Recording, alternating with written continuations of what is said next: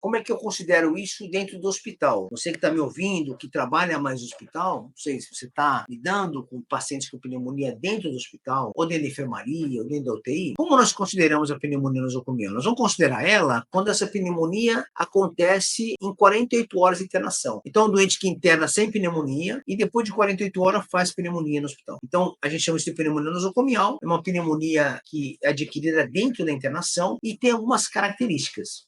Quanto mais precoce ela for, com 2 dias, 3 dias, existe uma chance equilibrada do patógeno envolvido na pneumonia, que seja da comunidade saprófica do doente, por exemplo, comunitário, o paciente seja colonizado por pneumococos, animalfos influenza, e quanto mais tardia ela for dentro do hospital, maior a chance de ser uma cepa hospitalar, nosocomial, que é infectando esse doente. Então, essa lógica é importante para você poder estar discutindo. Também é uma lógica racional, mas, como eu falei para vocês, a partir de 48 horas, você já considera que a pneumonia é nosocomial, e você começa a abordar ela de acordo com a microbiota que você tem naquela instituição. Esse é um ponto importante. Então, para que eu possa manejar de maneira excelente, de uma maneira bem adequada, um doente que faça uma pneumonia nosocomial dentro da sua interação, eu preciso conhecer um pouco dessa microbiota hospitalar. Então, aqui cabe a função das instituições terem um serviço de microbiologia, um serviço de comissões de infecção hospitalar, que estejam atuantes e que possam gerar relatórios mensais, bimestrais,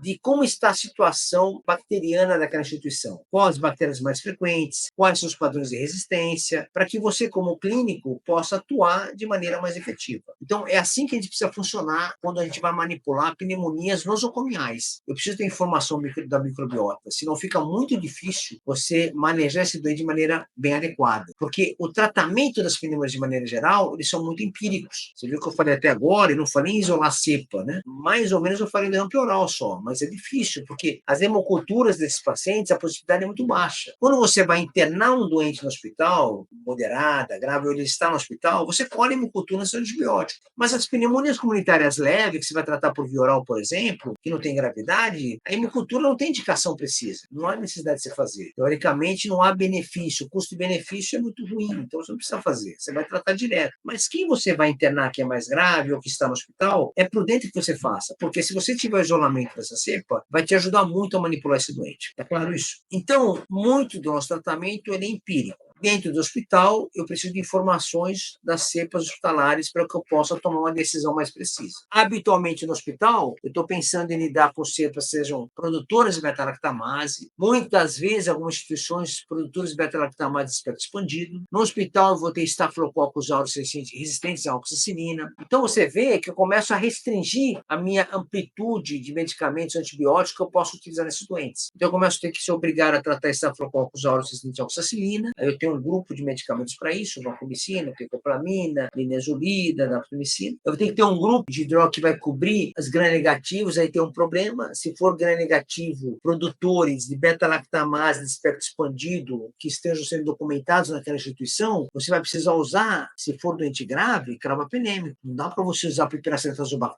ou cefalosporina de quarta geração como cefepime. Não há uma indicação precisa para elas. Olha que situação delicada. Você tem que já pular a sua escala de tratamento para usar um carbapenêmico, meropenem, por exemplo. Então, veja como é importante você ter informação da sua microbiota hospitalar, porque você vai ter que entrar com drogas que vão induzir maior resistência, espectro maior, por causa da informação que você possa ter na instituição. Se você tem uma instituição que tem baixa incidência de Staphylococcus aureus oxaresistente e baixa incidência de Pseudomonas aeruginosa, tudo bem. Você pode tentar usar outras drogas com menor escalonamento, cefalosporinas de terceira e quarta geração, por exemplo, né? Então, você pode utilizar essas drogas e tentar ver se tem uma cobertura efetiva para esse doente, até a oxacilina para Staphylococcus aureus, por exemplo. Então, isso é um dado importante quando você vai tratar esse doente nosocomial. Então, eu preciso de informação microbiológica. Alguns pontos importantes que eu quero comentar com você sobre essas pneumonias mais graves. Hoje, a literatura tem mostrado o seguinte: os pacientes que evoluem com pneumonia bacteriana aguda comunitária com maior gravidade se beneficiam com corticoide. Então, hoje a gente tem a hidrocortisona, por exemplo, um corticoide que a gente utiliza muito, em uso de infusão contínua, tendo benefício difícil nesses doentes quando tem pneumonia grave. Então, vejam só, então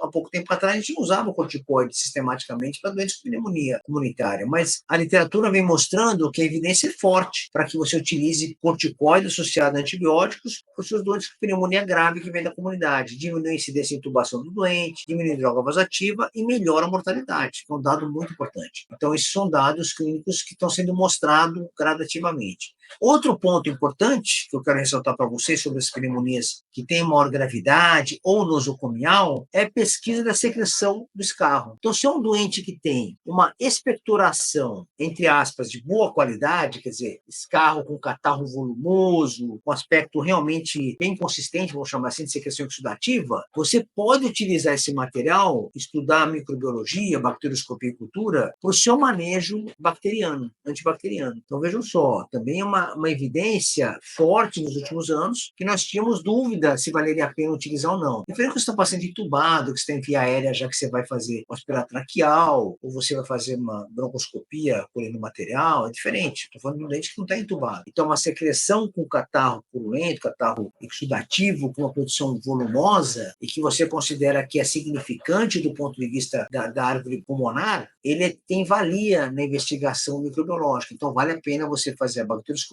a cultura, e utilizar ele para o seu raciocínio médico. Então, você faz uma bacterioscopia, está cheio de cocos gram-positivos, você pensa mais Staph. Está cheio de bacilo gram-negativo, você pensa em pseudomonas, outra situação. Então, te ajuda no raciocínio médico. E faz você economizar, às vezes, o uso de drogas que pode ser tóxico para o seu doente, e economizar mesmo do ponto de vista econômico mesmo, de diminuir um pouco de uso de drogas desnecessárias, de desperdício para esses doentes.